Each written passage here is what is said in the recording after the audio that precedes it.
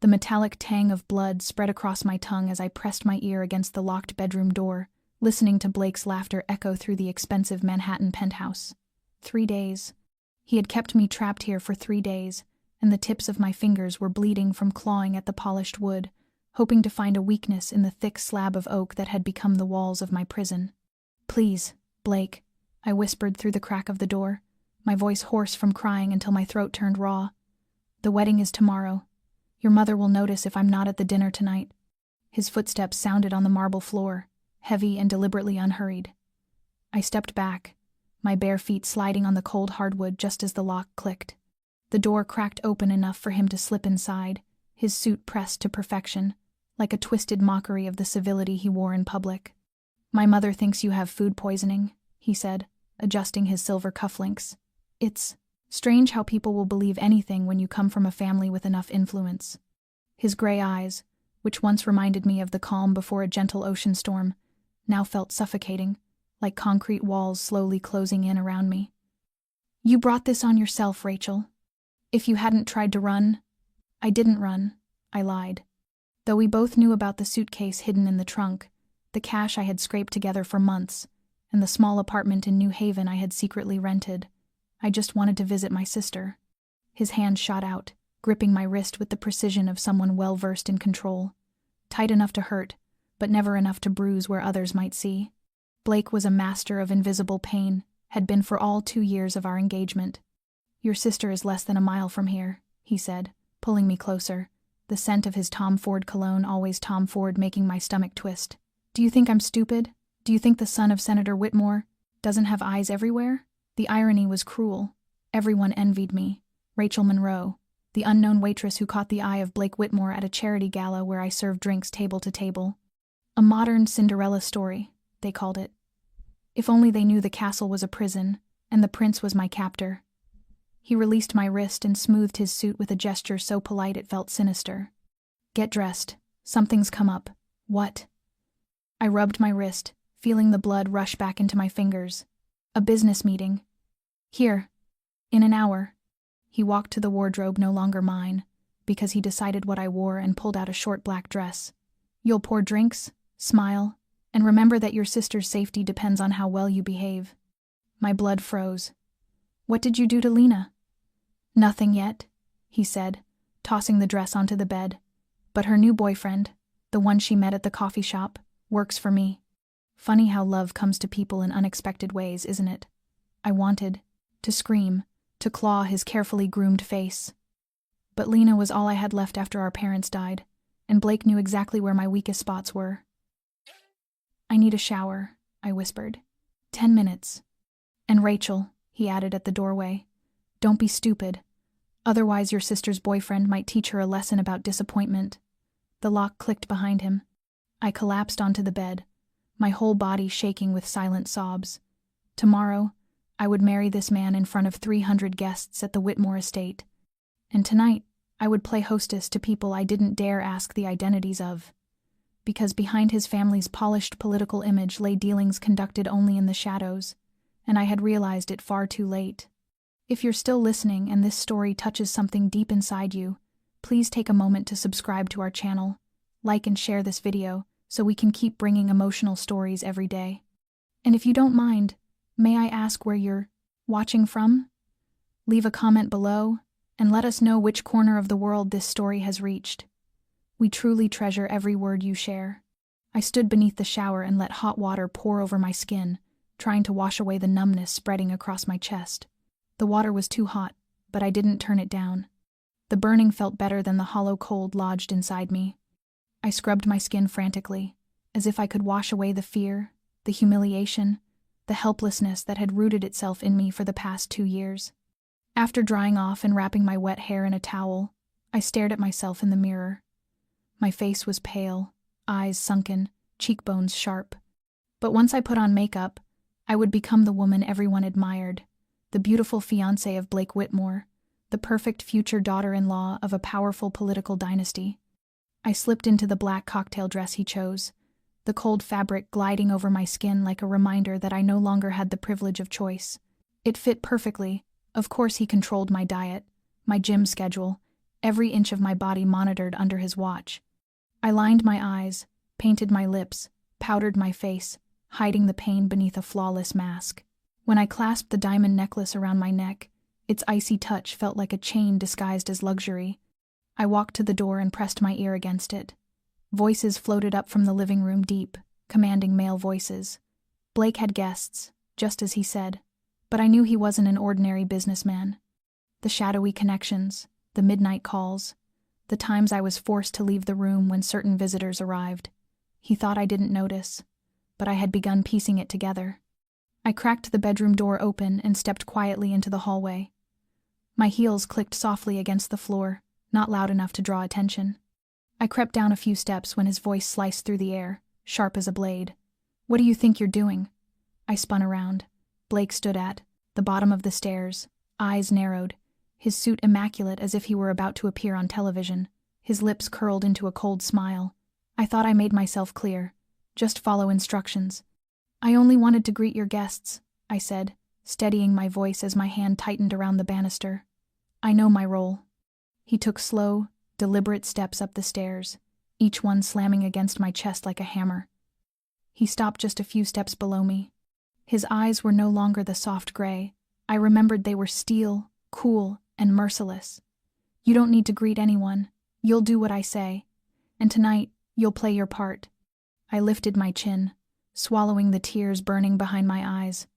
"Your mother will notice if I'm missing. She likes me. She'll ask."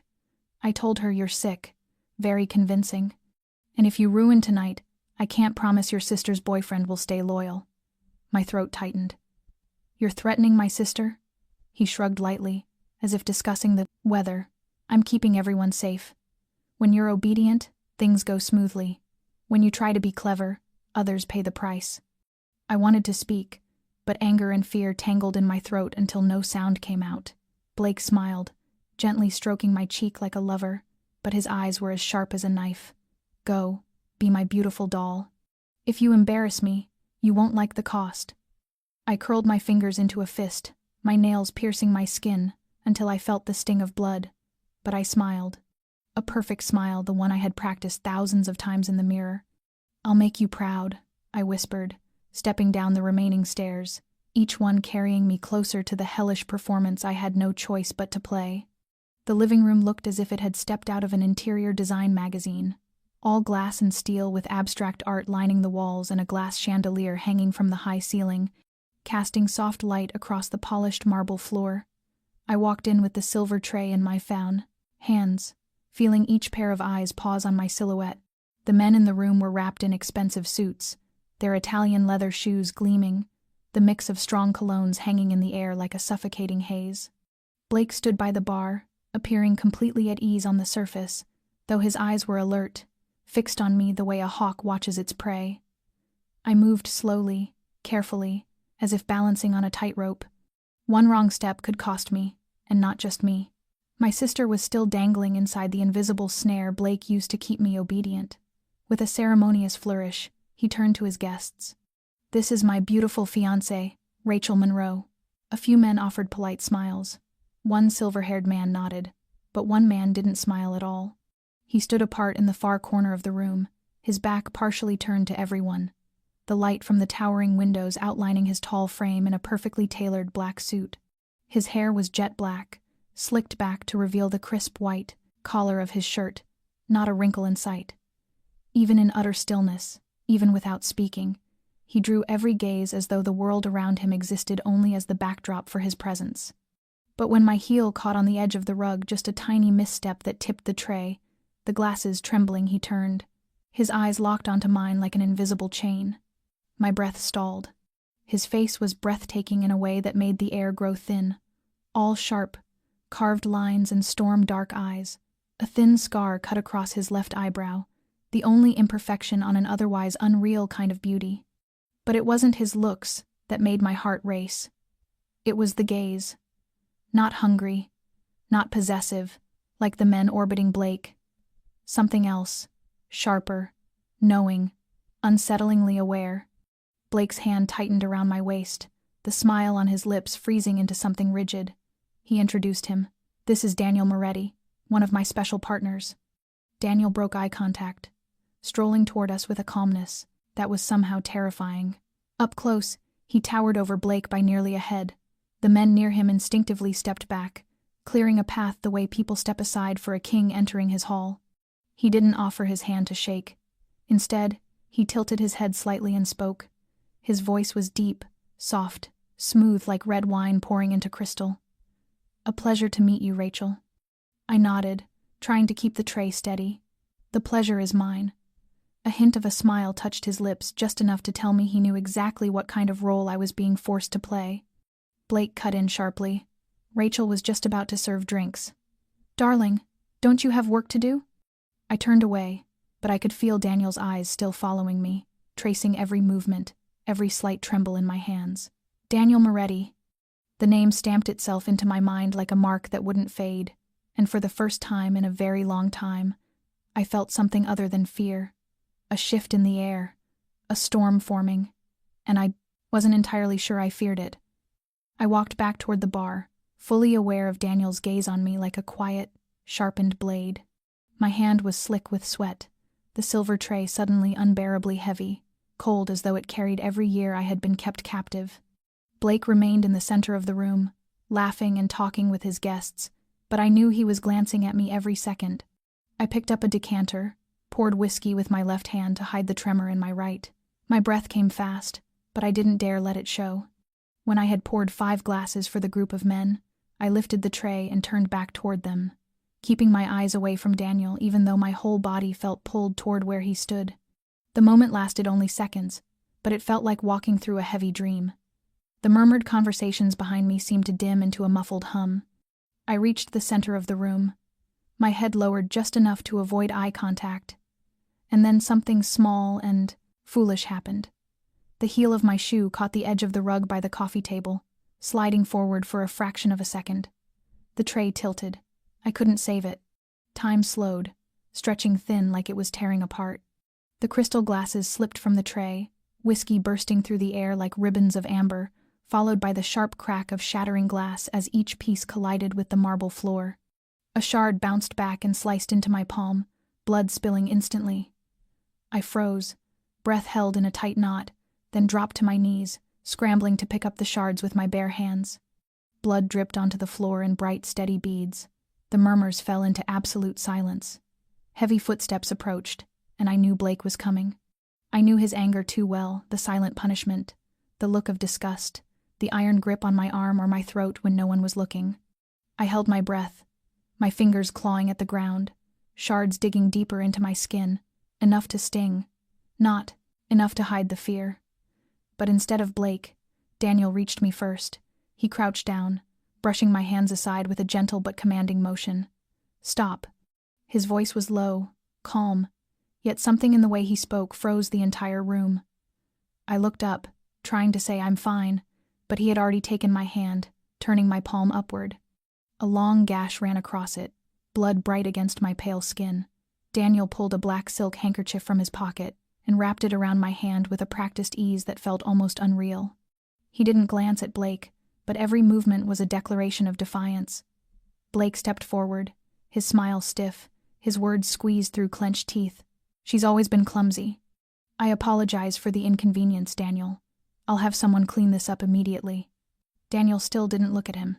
He murmured, but loud enough for everyone to hear, "Perhaps you should take better care of your belongings."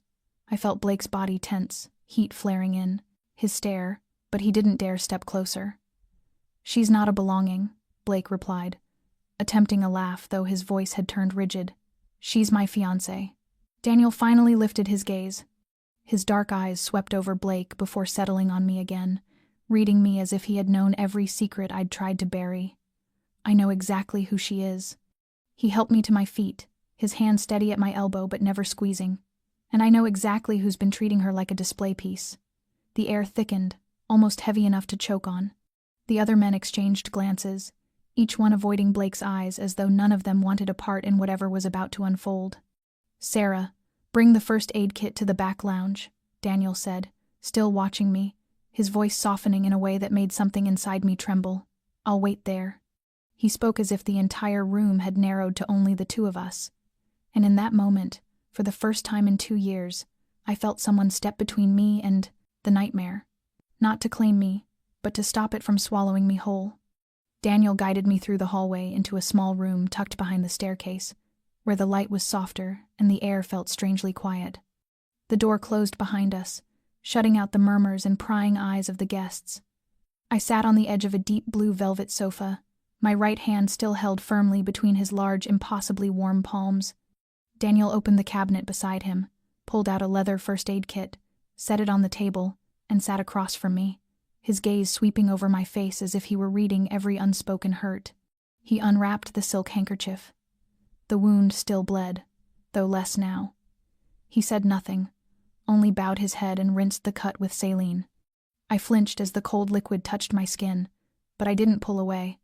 Something in his silence made me feel unafraid, unjudged, unthreatened, unrestricted, just a steady, grounding presence. He patted the wound dry with gauze and wrapped it swiftly, cleanly, not a movement wasted. I watched him, unable to stop the question from slipping out. "You've done this before?" He looked up, the corner of his mouth lifting slightly as if recalling something distant. "More times than I'd like. Life teaches you many things, especially when you've had to tend to your own wounds." I fell silent, tightening my fingers gently around the bandage. Another pause drifted between us. Then he spoke, his voice barely louder than a breath. "Your father, James Monroe, once worked for one of my people." I froze. Not because he said my father's name, but because of the way he said it. As if it wasn't a fact, but a memory bound tightly to him. "You knew my father?" Daniel nodded, his eyes lowering to his clasped hands. "Years ago, he was an internal accountant for a construction firm under our control. An honest man, so honest that no one thought he could ever get caught in anything. But he saw something he shouldn't have." My breath snagged in my throat. "What did he see?" Daniel lifted his gaze to mine. His voice deepened with a quiet sorrow. "Money. More than $100 million laundered through layers of shell companies. He traced the trail and realized it led back to names no one is supposed to touch. The ones with real power. And my father, he didn't turn them in." Daniel shook his head. "He didn't get the chance. When he went to the office for the last time, he handed my assistant a sealed envelope. Said if he didn't return in 24 hours, it was to be delivered to me. But when I got there, he was already gone. No one ever found him. A week later, the police called it a disappearance. I never believed it was an accident." Daniel said nothing. His face was still, but his eyes churned like deep water. I didn't know. I was so young. Everything happened like a storm. Then my mother died of a stroke. Lena and I had to move in with our aunt in Connecticut." He nodded gently. "I know. I kept an eye on you, not to control you. Because of a promise." "A promise?" I asked, though part of me already knew the answer. "To your father. I promised him I'd protect his family if anything happened. But I was too late. When I learned you were engaged to Blake Whitmore, I suspected something was wrong." He stopped, as if fighting off an old emotion. "But tonight, when I looked into your eyes, I knew, you're not here by choice." I didn't speak. My throat locked tight. Daniel stared at me, unwavering. "I need you to trust me, Rachel. I'm not doing this out of impulse. I'm doing this because I owe your father, and because I believe you deserve a second chance." He didn't say it like an offer, he said it like a vow. And in that moment, I knew my life would not remain still any longer. I looked at Daniel for a long time, my heart squeezing painfully with each beat. My father had never told me anything about his work. To me, he had been a quiet man who brought home boring spreadsheets and always locked his laptop in a drawer. As a child, I believed he worked for some real estate company. Never had I imagined his job tied to money dark enough to cost him his life. Daniel leaned back, his fingers interlocked, his voice slow and steady as if brushing dust off an old truth. "Your father was one of the rare honest men in a rotten system. He didn't realize when he took the job that he was working for a shell company run by a criminal network. By the time he discovered it, he was too deep to leave without being noticed. Do you know what he did? He started recording everything, tracking unusual transfers, unfamiliar names, companies that existed only on paper. And then he realized the money didn't stop at the lower levels. It climbed upward." I swallowed hard. Daniel met my gaze before continuing. Some of the money was laundered through construction projects, government contracts, even charities. He uncovered a series of payments tied to an organization with links to the Whitmore family's financial group. That's when he understood he wasn't just facing financial crime. He was staring at an entire power structure. One night he sent me copies of some of the documents. The rest, he said, he would give me only if things became dangerous. I received them just hours before he vanished. No signs of struggle. No body. Only his car abandoned near the Brooklyn Bridge. The police called it an unexplained disappearance. But we both know better. Daniel's voice grew colder. No one disappears that quietly unless someone powerful wants them gone. Someone capable of erasing every trace. Memories surged, my father coming home late, exhausted but trying to smile. The last hug he gave me, the one where he whispered that someday he'd tell me about the real world and I'd need to be strong. I hadn't understood then, but now I did. I touched the fresh bandage on my hand. My father paid the price for trying to speak the truth. I stayed silent out of fear. And Blake stood tall on a throne built from blood and money. Daniel reached into his inner pocket and placed a small brown envelope on the table between us. This is a copy of what your father sent me. It's not enough to bring down the whole network, but enough to keep certain people awake at night. I never released it because I lacked the evidence tying it to specific individuals. But if you're willing, we can find the rest. I stared at the envelope like it was alive. It didn't just contain documents. It held the truth my father risked everything to preserve. And in that moment, I knew I was no longer a puppet. I was the heir to his unfinished fight, carrying a flame that had been waiting to be lit. And Daniel, a man shaped by darkness, was the first to show me the real light. I kept my eyes on the envelope as if it might open itself and reveal everything my father never had the chance to say. Memories spun wildly in my mind, fragments of a childhood filled with unanswered questions: why my father vanished, why my mother died soon after, why Lena and I were left alone in a world that didn't care. Now I understood. Everything had been the aftermath of a conspiracy far larger than anything I had imagined. Daniel stood and moved toward the large window facing the glowing city. Streetlight spilled across the room, stretching his shadow across the floor. "We don't have much time, Rachel," he said without turning. "Blake is moving fast. The fact he let you appear tonight isn't softness. It's a test." I frowned, my fingers tightening at my sides. "A test? He wants to see how weak you've become. Whether you're still thinking about running or resisting. And if he senses anything out of place, he'll act." A chill crawled up my spine.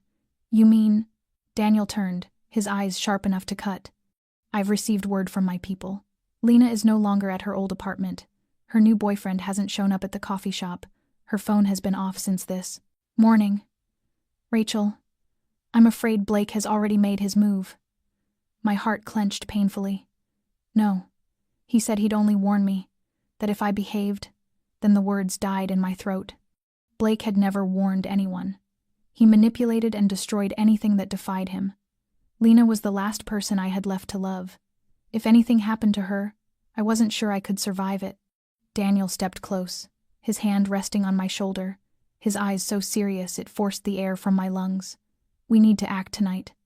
If I'm right, Lena is being kept in a safe house outside the city. It's where Blake handles things that can't make it to the press." The world tilted beneath me, but I couldn't fall apart. Not now. Daniel pulled out his phone, sent an encrypted message, then looked back at me. "I have a team heading to the house in 30 minutes, but I need you to do something." I lifted my eyes, my throat desert dry. "What?" "You have to keep Blake here. He won't leave if he believes you're still obedient, and if he suspects anything, he might move against Lena before my men reach her." I bit down hard on my lip. Every part of me wanted to scream, to run into the night searching for my sister. But Daniel was right. Blake was a serpent, one hint of rebellion and he'd strike. I had to return to the role. Become the perfect woman in his eyes one more time. I inhaled deeply, steadying myself as I rose to my feet. "I can do it." Daniel nodded, something unexpectedly soft passing through his gaze. "I know you can. You're stronger than you think." I stepped out of that room with a different heart inside my chest. No longer the Rachel of 3 days ago, terrified and trapped behind a locked door, but a sister, the daughter of a man who died for the truth, and a woman willing to do anything to protect the ones she loved. And I knew, somewhere beyond the darkness, Daniel was moving for the very same reason. "Lena, hold on. I'm coming." I stepped out of the room with footsteps light as wind, my heart pounding yet my face perfectly composed. Blake stood in the corner, leaning in conversation with an older man whose voice rang like an antique clock. I approached, bowing slightly, offering a soft apology for interrupting and excusing myself by saying I needed a moment because of the injury. Blake nodded, his eyes scanning my face for any sign of deception before he turned back as though nothing were amiss. I knew he was still watching. I knew that the slightest shift, the smallest inconsistency, could spark his suspicion. Every smile, every nod, every step had to be calculated. My mind felt split into one half, maintaining the role with meticulous care, the other clinging desperately to the belief that Daniel would arrive in time, that Lena was still safe, that all of this wouldn't end in another tragedy. Near midnight, Daniel returned. He entered the room as if he had never left, calm, cold, and without a single crack in his facade. Blake turned and shook his hand again, polite words masking the wary glint in his eyes. I stood beside them, looking at Daniel as if he were a fixed point in a stormy sea. He didn't look at me, but his presence felt like an invisible shield. The drinks kept flowing. The conversation drifted from finance to politics to land development deals I knew were nothing more than fronts for darker exchanges. Each passing minute tightened like a rope around my throat, but I didn't dare retreat. Then Daniel pulled out his phone, typed something quickly, and excused himself with a simple remark. "A call from Europe." Blake didn't question it, but I saw him tilt his head, signaling one of his security men. I asked quietly for permission to leave the room for a moment, claiming I needed to wash my hand again. Blake smiled and nodded, but I knew he was counting every step I took. I turned down the long hallway, walking quickly as though fire chased me. Daniel was waiting in a small room, the door slightly ajar. I slipped inside, and he shut the door behind me. Without a word, he handed me a phone. On the screen was an open document. I stared at it, seeing my own name, Rachel Monroe, listed as under the legal protection of Daniel Moretti, pursuant to a pending federal witness protection inquiry. I looked up, unable to believe what I was reading. "This is real?" Daniel nodded. "I have a federal attorney inside the system. For now, you are legally protected from coercion or force, as long as we have reason to believe you're under threat." It felt like taking my first real breath after years of drowning. I don't know what to say. For the first time, his eyes truly softened. "Don't say anything yet. We need to leave immediately." My team extracted Lena from the safe house at 11:18. "She's safe." I froze, my vision blurring as tears overflowed uncontrollably. Daniel pulled out a key card and opened the back door near the kitchen. "Let's go." I nodded and followed him, stepping into an unknown future, but for the first time ever, I didn't fear where I was headed. We crossed the parking garage toward a black SUV idling with its engine running. A man in a leather jacket opened the rear door for me. I looked back at the building behind us, once something I mistook for paradise, now revealed to be a prison. Daniel touched my back gently, guiding me forward. "Come on, Rachel, don't look back." And I didn't. The SUV rolled silently through Manhattan's near-empty night streets, golden light smearing across the windows, shadows and tension lingering in every breath. I sat beside Daniel, still clutching the phone with the legal document, afraid that letting go would mean the moment wasn't real. Daniel barely spoke, exchanging only brief coded messages with the driver through an earpiece. I knew he was preparing for the next step, and even though I had escaped Blake's grasp, the real battle was only beginning. When the SUV stopped before a discreet, luxury office building on the west side of the city, Daniel motioned for me to stay in the vehicle. He was going to face Blake. A direct confrontation. No more veils, no more unspoken warnings. This time, he would force Blake to release me forever. I wanted to go with him, but Daniel shook his head. "You've done enough, Rachel. Let me handle the rest." Inside a walnut-paneled conference room where countless underworld deals had once been sealed in silence, Blake sat at the head of the table, two guards behind him like statues. His face darkened when Daniel entered alone. "You truly think you can pull something like this off?" he sneered. "She's my fiancé, publicly engaged, witnessed by both families." Daniel didn't sit. He placed a USB drive on the table and slid it toward Blake. "What's this?" Blake asked, eyes narrowing. "A duplicate of the documents tied directly to your family. Dirty money flowing into your father's campaign, shell companies under your name. It's not enough to bring down the men above you, Blake, but it's more than enough to put the entire Whitmore family behind bars and leave you with nothing," Blake scoffed. "Fabrications. None of that would hold up in court." Daniel didn't flinch. "Maybe, but journalists love these things, and the FBI becomes very interested when the public demands answers." Silence settled over the room like dust. Blake lifted the USB drive, turning it slowly between his fingers. He was weighing his choices. Daniel met his gaze, unblinking. "Let her go. She's already signed for witness protection. She falls under federal jurisdiction. If anything happens to her or her sister, I won't need to send anything. One call will be enough." Blake leaned forward, voice dropping into a low growl. "You're doing all this for one girl?" Daniel didn't blink. "Not for just a girl. For the last innocent survivor of everyone you and your family have trampled over, and I won't let you touch her again." Blake's jaw tightened, his gray eyes burning with hatred, but he understood. There was no way out. He had lost. He put the USB down, pushed back his chair, and stood. "Fine, she's free. But you'll learn something soon, Daniel.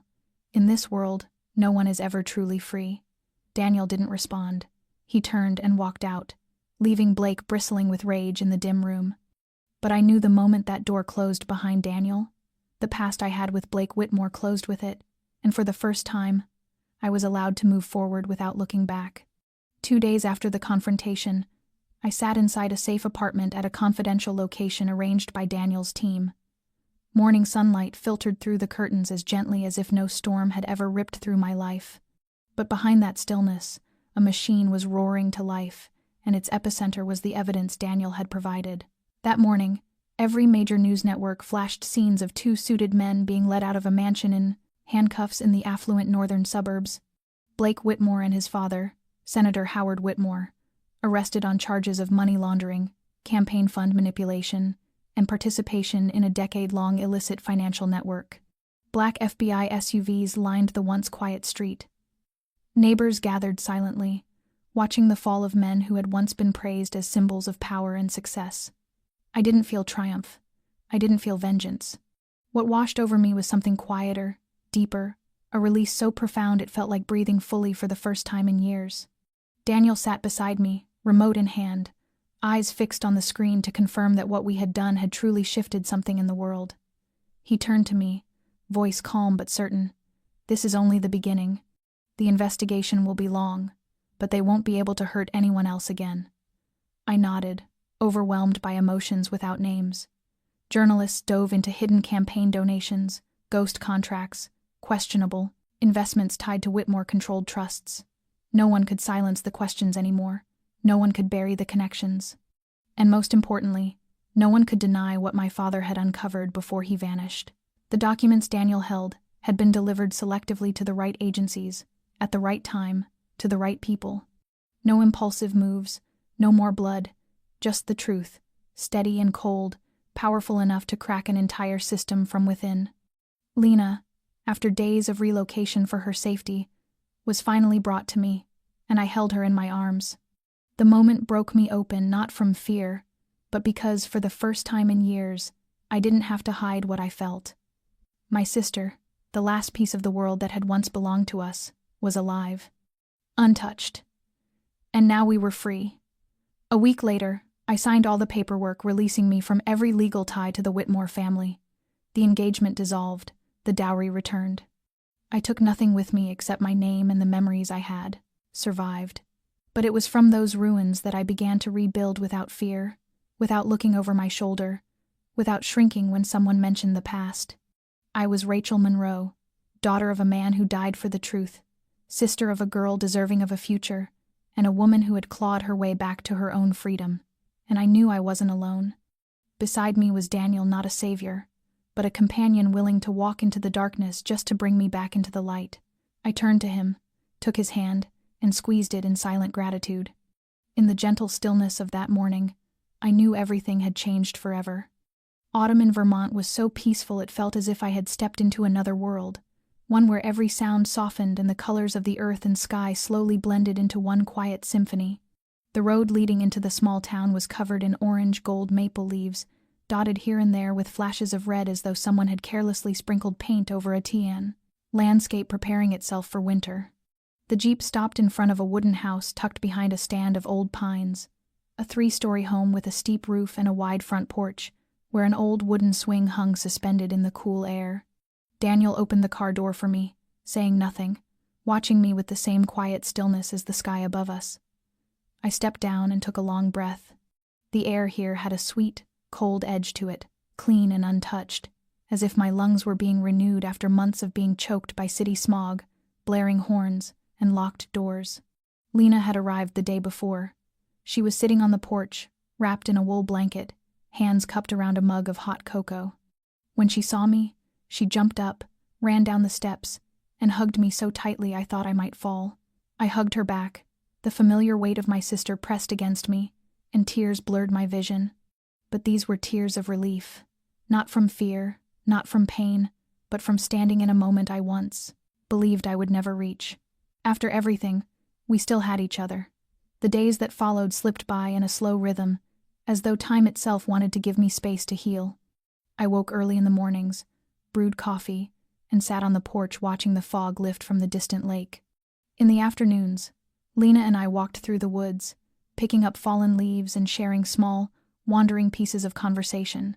In the evenings, Daniel often stopped by with food from the local bakery or a bundle of firewood for the hearth. He never pressed me, never asked me to recount anything.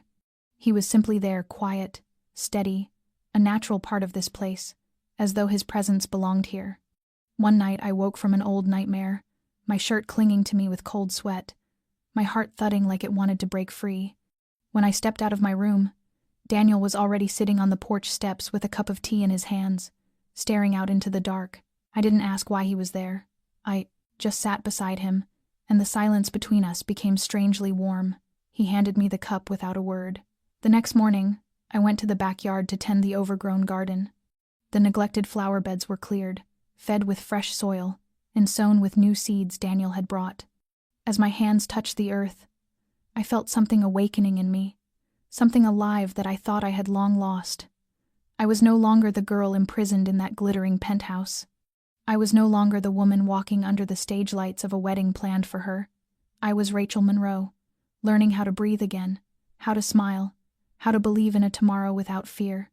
Vermont wasn't where I was born, but it was the first place I truly felt alive. Every hill, every breeze, every morning bird seemed to whisper that I could start over. And for the first time in so long, I believed I deserved that chance. Each morning in Vermont began with the scent of coffee drifting through the kitchen and the soft rustle of wind through the pines. Daniel often arrived before sunrise, carrying a basket of warm pastries from the corner shop and a different bunch of wildflowers each day, sometimes white daisies, sometimes pale lavender. When I asked why he went through the trouble, he only smiled, his eyes on the soft blue sky, and said someone once told him that the most beautiful way to start a day was with something fresh, something that needed no reason. We didn't name whatever was growing between us. No confessions, no promises, no dramatic declarations. Just afternoons spent tending the garden together, evenings when Lena baked cookies and Daniel teased her until she laughed herself breathless, nights when he fixed the back fence while I read nearby, occasionally lifting my eyes to find him watching me gently, patiently, without demand or possession, but with the gaze of a man who genuinely wanted to stay. One rainy night, thunder shook the mountains, lightning split the darkness, and the power went out, leaving the entire house in shadows. Lena fell asleep early, and I sat by the fireplace with a half-burned candle, while Daniel brought over a large blanket. We listened to the rain drumming on the roof. He told me about the time he had hidden in a greenhouse in Italy to escape gunfire, back when he still worked for a shadowy branch I never asked about. His voice was soft, but his eyes carried a map of memories I was almost afraid to touch. I told him about my first ballet class, when my father tied my shoelaces and promised he would always be my most loyal audience. I didn't know why I shared it, only that I wanted to offer him something untouched by pain, something from a small, bright corner of my childhood. Daniel said nothing, just sat closer until the space between us disappeared. That night, for the first time, I rested my head on his shoulder not because I needed a refuge, but because I wanted to. The next morning, he didn't mention the night before. He simply placed flowers on the table and poured me more coffee. Everything between us moved like that, slow and gentle, like morning fog fading from the leaves, quiet enough that no one needed to witness it. I grew used to him being part of my days, so much so that if a morning passed without him arriving, something inside me felt incomplete. When Lena noticed, she winked and whispered, "You're in love, you know, whether you admit it or not." I only smiled, not denying it, because for the first time after everything, I was truly beginning to open my heart again safely, softly, with a man who waited for me every morning in our small garden. The cold came suddenly that day, the mountain winds carrying mist that smudged the kitchen windows. I was making dinner when Daniel stepped into the room, sleeves rolled up and speckled with dirt, his face sun-worn but his eyes warm like a quiet flame inside this wooden house. He had just finished repairing the chicken coop roof behind the house, something Lena had been worrying about for days, afraid the foxes would come if the shingles weren't fixed. I handed him a small towel, my fingers brushing his for a fleeting moment, and yet my heart stumbled in my chest. Daniel took the towel, wiped his hands, and instead of leaving the room as he usually did, he lingered in the doorway watching me. Dinner that night was simple pumpkin soup and garlic butter toast, but I couldn't remember the taste. I only remembered his voice telling me about where he had grown up, a small town near the Mexican border where nights were filled with insects humming and mornings were sunlight streaming through wooden shutters. His stories weren't dramatic or sorrowful, just plain memories from a boy who once dreamed of a home where doors didn't need to be locked. After dinner, I washed the dishes while he stood on the porch with a cup of tea, eyes fixed on the forest shedding its leaves. When I stepped outside, he turned to me, his expression carrying something unspoken. We stood close, our shoulders nearly touching, his breath forming a thin cloud in the cold air. Daniel spoke softly, as though afraid to break the moment. "There's something I want to ask, but if you don't want to answer, I won't push." I met his gaze, and for the first time, I felt no need to guard myself. He asked, "Have you ever thought about staying here? Not because it's safe, but because you truly want to?" The question stretched every emotion inside me. I didn't answer right away. I looked into his eyes and saw no claim, no darkness, no pressure, only patience, and something undeniably real. I don't know what came over me, but I tilted my head slowly, making sure I wasn't mistaking my own feelings. Daniel didn't move closer or rush me. That stillness gave me courage to step nearer, until the distance between us was no longer made of air. I placed my hand on his chest, feeling the steady beat beneath his sweater, and only then did he lower his head, his lips brushing mine. There was no music, no fireworks, no shimmering lights. Just a kiss so gentle, so careful, as if he feared frightening me. But that tenderness was what unraveled me. I closed my eyes and held the edge of his sweater, and in that moment, everything around me went still. It wasn't the kiss of someone trying to rescue me, or of someone I was clinging to for shelter. It was the kiss of a woman in love, truly in love, after believing her heart had died from loss. When he pulled back, his eyes searched mine, as if asking whether I regretted it. I shook my head softly, a small smile touching my lips. And he smiled too for the first time, a smile free of shadows or burdens. That night, I slept peacefully. For the first time in so long, no nightmares, no fear. Only the echo of a kiss that reached the deepest part of me, a place only Daniel could touch. That morning began like any other, with soft sunlight filtering through the trees in the Denver backyard and dew still clinging to the porch steps, while the lingering warmth of last night's kiss still rested quietly inside me. Daniel arrived early, carrying warm waffles and a local newspaper, and everything outside felt so peaceful it was impossible to imagine something was quietly shifting beneath the surface.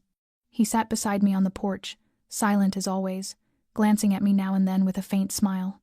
I could feel the subtle change in his gaze, no hesitation anymore, only a steady certainty, as if he had finally allowed himself to believe that whatever existed between us was real, that it was allowed to exist.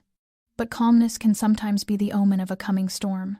By noon, while I was preparing lunch, another Jeep rolled up the driveway, its wheels grinding over gravel in a way that sent a chill up my spine. Daniel stood immediately, his expression changing in an instant. He stepped onto the front lawn, shoulders tightening, his posture shifting into instinctive defense. The car door opened, and a man stepped out. He was slightly taller than Daniel, with dark brown hair and dressed head to toe in black, standing out sharply against Vermont's autumn palette. When he lifted his face toward the porch, I saw something familiar in his eyes, something that made my chest tighten. Daniel didn't speak for several seconds. Then he exhaled, and his low voice rolled out, cold enough to thicken the air around us. "Ethan." The man gave a faint smile, his sharp eyes glancing over Daniel before landing on me. "So this is the girl who made you step out of the shadows." My voice barely escaped in a whisper. "Your brother?" Daniel didn't look away from him. "Yes, Ethan Moretti. We're brothers by blood, but he's not someone I call family anymore." Ethan took a step forward, unhurried but with an air of complete control in every movement. He was nothing like Daniel. He didn't hide his darkness, he wore it like a second skin. His gaze flicked to me, then back to Daniel. "Do you know what I've had to do to keep you alive? You walk away and leave me with the mess. You think you're righteous for pulling out, and I'm the one staying among the monsters to shield you." Daniel didn't move. "I walked away because I refused to trample over innocent people. You chose to live with them." Ethan laughed, a sound with no joy in it. "You always imagine yourself as the good man. But without me, you and the girl would have been buried long ago. You think Blake would have let you disappear? I'm the one who kept him at bay. I'm the one who made him hesitate." He turned his head slightly toward me, and when he spoke, his voice was smooth as velvet, but it sent a cold blade down my spine. "Don't you see? Daniel thinks he protected you, but the one who actually kept you safe was me. Without me, those documents would have never reached the press. Without me, Lena wouldn't be alive." I stepped back, confusion and fear crashing through me. Daniel moved forward to shield me, his voice hardening. "Then why are you here? To demand credit?" Ethan paused, then spoke in a quieter tone. "I'm here to warn you. You think putting the Whitmores behind bars ends anything? They were just gatekeepers. The people who truly run that stream of money, the people your father accidentally uncovered, they're still untouched. You cut off one head of the serpent, but you haven't found its heart. And now they're hunting for what your father hid, something even the Whitmores never knew existed. And Rachel isn't just a love interest. She's leverage." He turned away and walked back to his car, but before closing the door, he spoke one last time, his voice low and almost threatening. "I saved you once, Daniel. Next time I might not." The engine roared to life, and the Jeep sped down the gravel road, leaving behind the first ripples of a storm just beginning to form. I stood there, my fingers unconsciously clutching Daniel's sleeve, and in the fading afternoon light, I understood that Daniel's past had never truly slept. It had returned, and it carried the shadow of a brother who had become a stranger. After Ethan left, silence wrapped around the little house in the woods. Daniel said nothing, standing by the window for a long time, his eyes drawn somewhere far beyond my reach. I tried not to ask, but unease churned inside me not just because of Ethan's words, but because Daniel suddenly felt more distant than ever. That evening, he didn't stay for dinner. He said he needed to see someone from his past, his voice rough and stripped of emotion. When the door closed behind him, I sat alone under the warm kitchen light, trying to convince myself he only needed time. I didn't know everything was about to shift. The next morning, a phone call from an unknown number sent my heart into my throat. A woman's voice introduced herself as Agent Miller, from Internal Intelligence. She requested an urgent meeting with Daniel and me. I arranged to meet her at the town library, a quiet place with clear views of every exit. She was already waiting in a shadowed corner, hair pulled tight, expression cold as carved stone. She slid a file across the table. I opened it, and my breath caught when I saw Ethan's face in multiple identities: casino operator in Las Vegas, financial assistant for a foreign corporation, even a photograph of him in special operations uniform. Miller looked straight at me. "Ethan Moretti is a deep cover agent from the Special Intelligence Division. His job was to infiltrate high-level criminal networks, gain trust, and collect intel from all sides. But we believe he crossed a line." I swallowed hard. "You mean betrayal?" She nodded. "He no longer reports consistently. Some of our most protected data has leaked. Rival groups suddenly have leverage. We suspect he is choosing sides, but not ours. He's Not an agent for anyone anymore. He's working for himself. Cold crept into my bones. And Daniel? I asked. Miller hesitated before lowering her voice. Daniel is no longer in the system. Yes, he used to work with us, but he walked away after a failed mission in South America. Ethan was the only remaining link to him. But now, you see the problem. I clutched the file, my mind spinning. Nothing had ever been simple. Ethan wasn't just a shadow from Daniel's past, he was a lit fuse, a man wearing both masks at once, now playing a game whose rules only he understood. When I told Daniel everything that night, he didn't look surprised. He just sat down in front of the fireplace, watching the flames throb and break. I suspected, he said quietly. I felt something was wrong, but I never imagined he'd go this far. I asked what he would do. Daniel looked at me for a long moment, then spoke softly. This time we're not fighting a person. We're fighting a corrupted system where someone can carry an agent's badge and still manipulate both justice and crime. I fell silent, my heart pounding, and when his gaze softened as it met mine, I realized another curtain had just been pulled back. But this time, what lay behind it wasn't just darkness. It was a real storm. Ethan hadn't just returned. He now held the winning pieces on the board, and we were only beginning to understand how vast that board truly was. Rain had been falling over Vermont since late afternoon, each heavy drop striking the roof with a steady rhythm that sounded like nature whispering its own warning. Daniel and I were in the kitchen, Lena reading by the fireplace, everything appearing as peacefully ordinary as any other evening, yet something in the air tightened my nerves. Daniel stood by the window, staring into the fog outside, his shoulders pulled taut, like a wire stretched beyond its limit. He didn't speak, but I knew he was waiting for something. And only minutes later, in the middle of the downpour, an engine growled through the trees, a sound unlike any neighbor's truck or delivery van. It was heavy, dragging, as though the ground itself resisted its approach. Daniel yanked the curtain aside, looked out, and turned back to me with eyes stripped of all calm. Go to the bedroom. Now. Don't take anything. Get Lena. Move. I didn't question him. I obeyed, heart pounding wildly. Lena panicked, but I grabbed her hand, pulling her toward the back room. Daniel locked the door behind us, then turned, reaching under the stairs for a hidden compartment I'd never noticed. He pulled out a gun, stood still for one brief breath, listening, counting footsteps we couldn't see. Then glass shattered along the side of the house. A dark figure slipped inside, swift and silent as a phantom. Daniel fired instantly. I dragged Lena to the floor, covering her, my mind a blur of overlapping sounds, gunfire, ragged, breathing, the thud of boots pounding against wood. Daniel growled through clenched teeth. Russian mercenaries. Fully armed, not amateurs. They know where we are. The world I had only just rebuilt felt like it was being torn apart. They knew. They hadn't come to intimidate, they had come to erase everything. Every truth, every memory. All three of us. Daniel pulled us toward the back door after taking down the first two intruders. But there were more. Many more. He slammed his palm onto a panel under the kitchen floor, opening a small hatch that led to a narrow tunnel buried beneath the house. This way. Only for emergencies. I stared at him, tears blurring my vision, wanting to ask how long he'd been preparing for something like this, but there was no time. Lena crawled ahead, I followed, and Daniel came last, his back drenched in rain and sweat, but his posture as immovable as a fortress behind us. By the time we emerged into the forest on the other side, the sky was pitch black, the woods swallowing the remaining light. We ran. We didn't look back. Every footstep pounded through frozen earth. Every breath felt like swallowing winter itself. Gunshots echoed behind us, muffled by distance. Daniel had rigged traps, firebombs, signal scramblers just enough to slow the enemy, but no one knew how many more were scattered throughout the woods.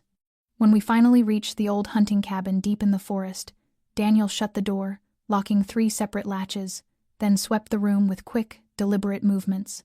The place had no electricity, no signal, nothing modern except the shortwave radio Daniel kept hidden beneath a floorboard.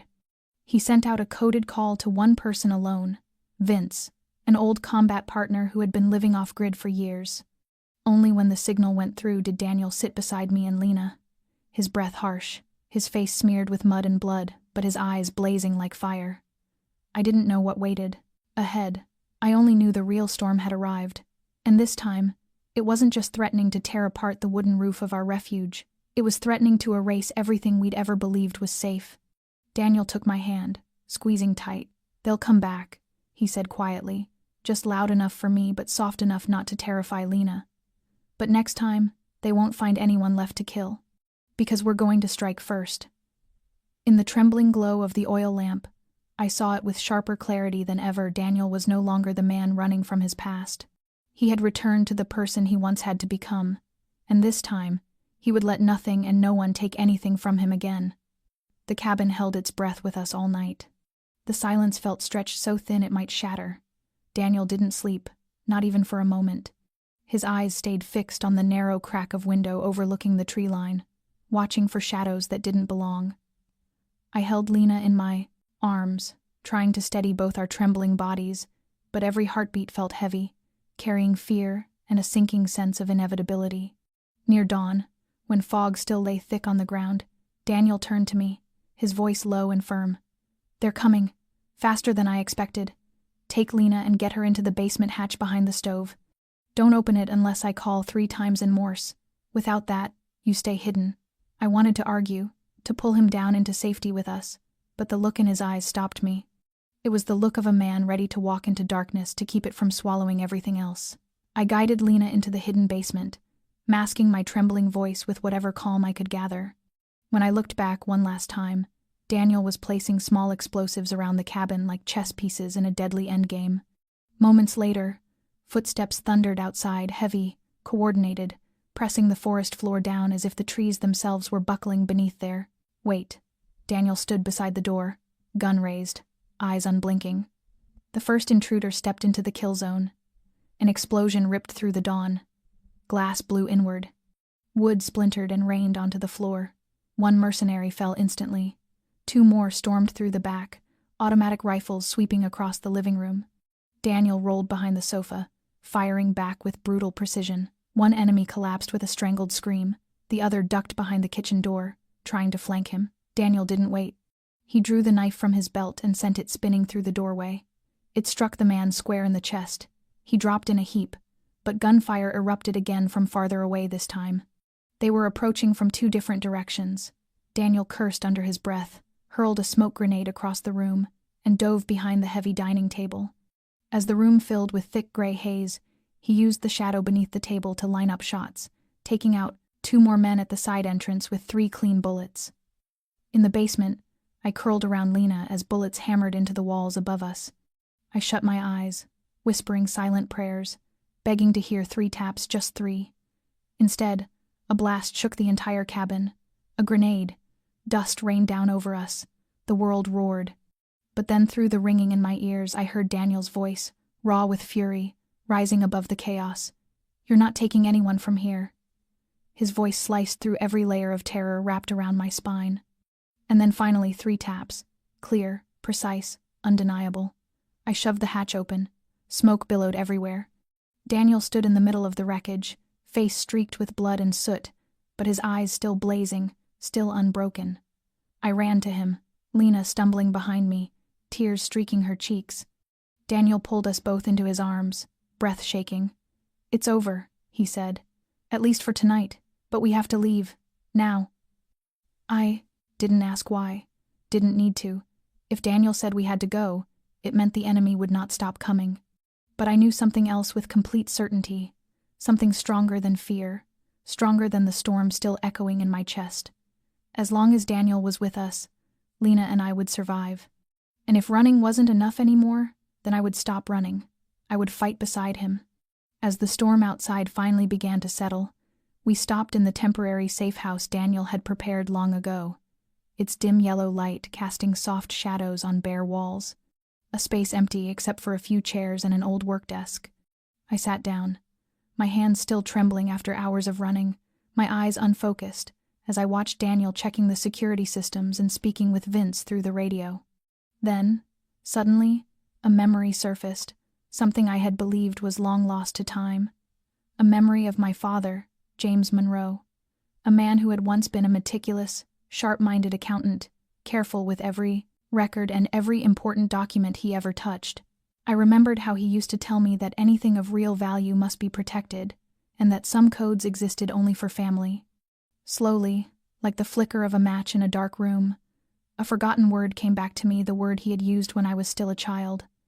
The password he said would guard the most important things he left behind. Mariposa. The thought hit me so suddenly that my breath caught. I whispered it to myself, again and again, heart pounding as I realized it was the key, the answer to everything my father had hidden. Daniel noticed the faraway look in my eyes and came closer. "What did you find?" he asked gently. "Mariposa," I whispered. "The code." He didn't act surprised. He simply nodded, as though he had been waiting for me to remember, his eyes reflecting a quiet understanding. We opened the steel cabinet, one I had never dared speak of before, and my hands shook as I entered the password. The safe clicked, then opened, revealing stacks of documents arranged with the precise care only my father possessed. Each file bore strange labels, symbols, and numbers only he would understand. I flipped through the pages, expecting dry accounting ledgers. Instead, what I found was his black notebook, the one he had sacrificed his life to encrypt. When I opened it, Daniel froze. It wasn't evidence of ordinary crime. It was a map of power, a list of real names behind multinational corporations, corrupted high-level officials, double agents embedded within the government itself. Daniel took one of the files, his hand tightening, his expression darkening. "Rachel, that flash drive we used to take down Whitmore was a grain of sand compared to this. This is an atomic bomb. If we release it, the entire system collapses, society falls into chaos, and violent purges will break out everywhere. But if we keep it, we hold the blade." I nodded, my heart still tangled with fear, but for the first time in weeks I felt something new, a sense of power. Not the kind that destroys, but the kind that protects. A force that could shield my family, guard the truth, and eventually end the years of fear we had been living in. I lifted the files, seeing numbers, signatures, financial trails, and I told myself that from this moment forward, Mariposa was more than a password. It was the symbol of my father's legacy, his intelligence, his foresight, his sacrifice. And now I had the courage to take it, to use it with Daniel at my side, no longer as a threatened girl, but as someone who had finally stepped into her own battleground. I sat across from Daniel, my hand resting on my father's files while he read page after page, tracing every number and every signature unlocked by Mariposa. Silence settled between us, not peace, but the tense quiet that comes before a decision too large to postpone. Daniel inhaled deeply, his voice low and rough. "Rachel, we have two choices. The first is to expose everything your father left behind, give it to the FBI, to the public, let the criminal networks collapse completely. But if we do that, the fallout won't stop with Whitmore or the men who hurt your father. Other forces we don't even know yet will rush in to fill the void, and a new war for power could erupt across the city, maybe across the entire country." I froze, my pulse racing with a blend of fear and moral dread. I pictured our neighbors dragged into chaos, imagined innocent lives. Lena, myself, people who never chose this world caught in the crossfire. Daniel continued, "The second choice is to keep Mariposa. We don't release it. We use it as both shield and sword. With this list in our hands, none of those men in the shadows will dare touch you or Lena. We hold their most vital secrets. We can force them to obey a new order, one that forbids harming the innocent, but it will require precision, caution, and ruthlessness when necessary." I closed my Pottery eyes, weighing the cost of each path. Revealing everything meant justice but also chaos. Controlling it meant safety but also the unbearable weight of deciding others' fate. When I opened my eyes, I saw both resolve and sorrow in Daniel's gaze. We were no longer being hunted. We were no longer reacting. We had become the ones who would determine what came next, and our choice would shape not only our future, but the future of everyone around us. My voice trembled as I finally spoke. "Daniel, I don't want to bring meaningless suffering into the world, but I'm afraid of what this kind of power might turn us into. My father warned me about men who thought they were above everyone else." Daniel placed his hand over mine, grounding me. "I know, but we don't have time. We have to choose now." He leaned closer, his tone heavy with conviction. "Rachel, I believe control is the better path, At least for now. We can take down the ones who hurt your father, rescue the innocent, and build order without unleashing total chaos. I drew in a long breath, feeling both the weight and clarity of what lay ahead. The choice wasn't perfect, but I had seen what reckless purity could destroy. I nodded, choosing Daniel's path, using information and leverage, not for vengeance, but for protection, for preservation, for a future we could slowly, deliberately rebuild. Daniel smiled softly, pulling me into his arms. Lena stood beside us, her eyes shimmering but calmer now that she saw our unity. I knew that from this moment onward, we would have to move with more caution than ever, each action measured, each decision carrying the gravity of justice and survival. But I also knew that, for the first time after months of chaos, we held control not meant to crush, but to shield, not meant to destroy, but to build. And from here on, a new order would rise, shaped by our minds, our courage, and the strength of our hearts. We were no longer running.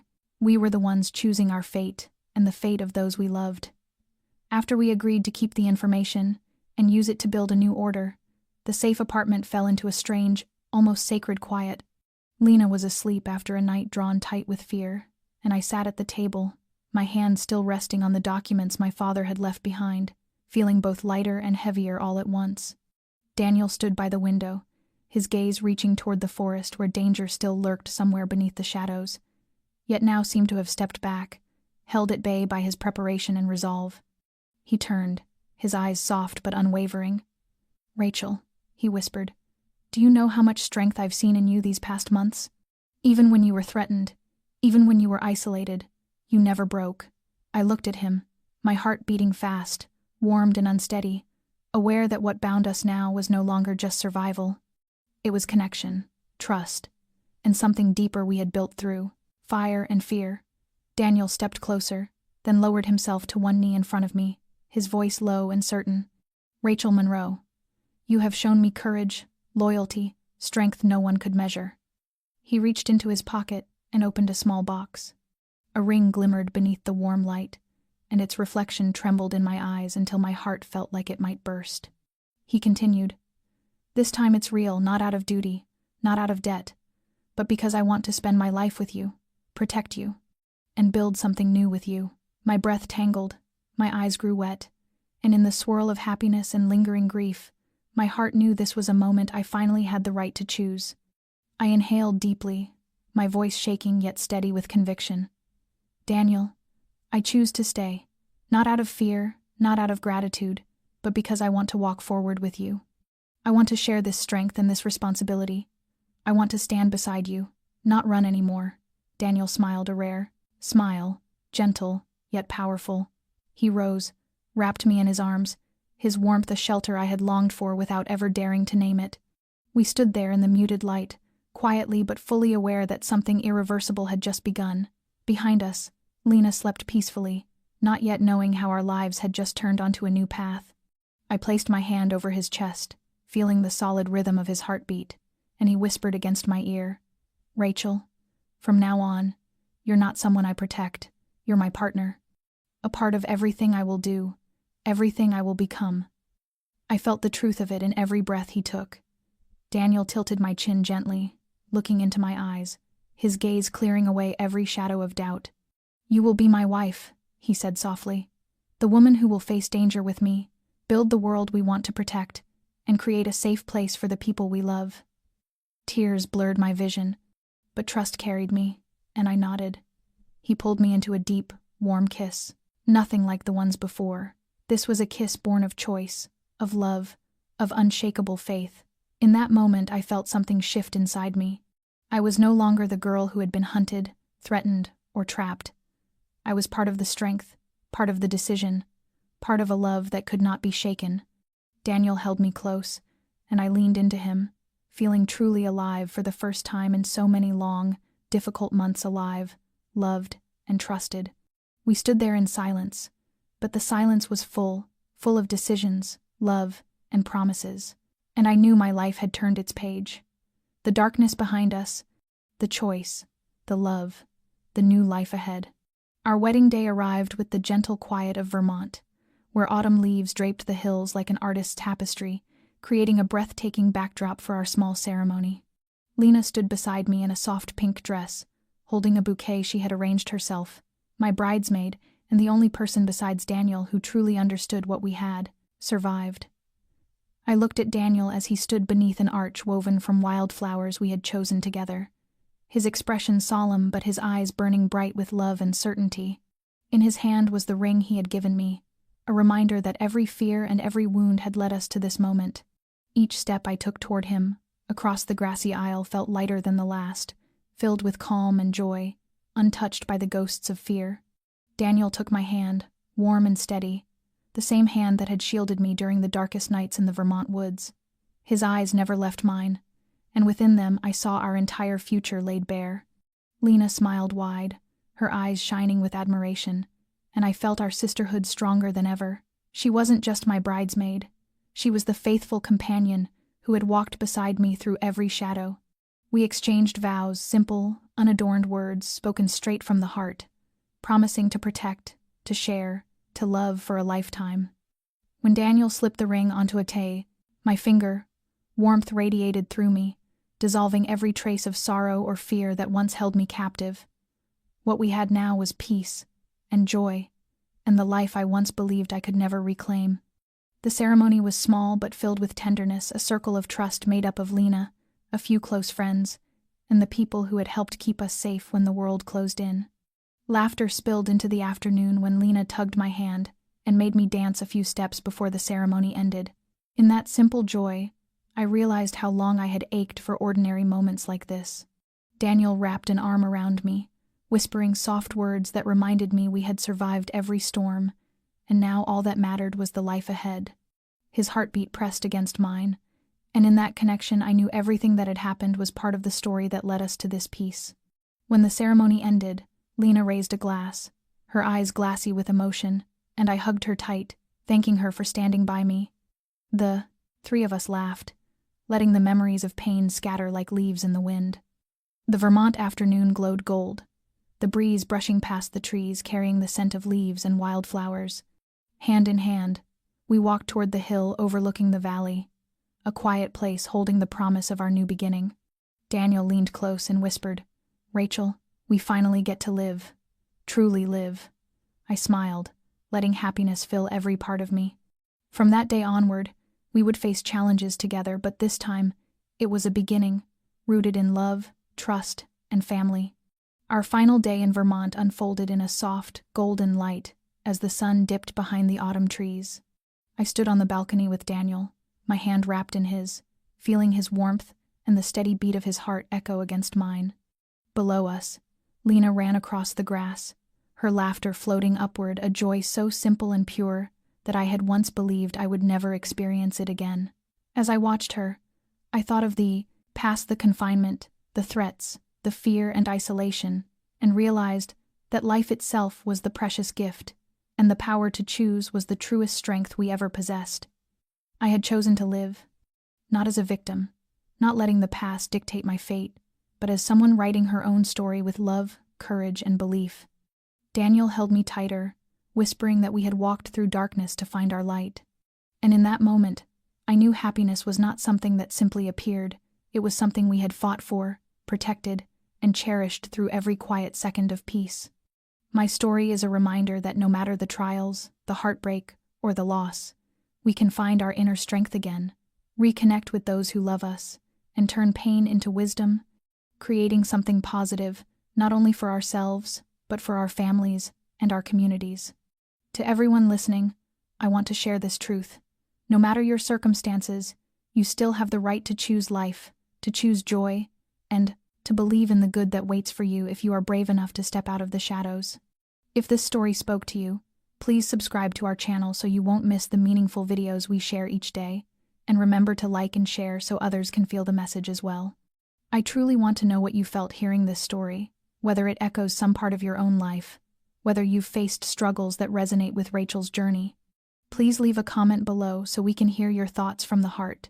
Thank you for being here, and we'll see you again in the next video. Wishing every one of you good health, peaceful days, and a life filled with simple joys. Goodbye, and until next time.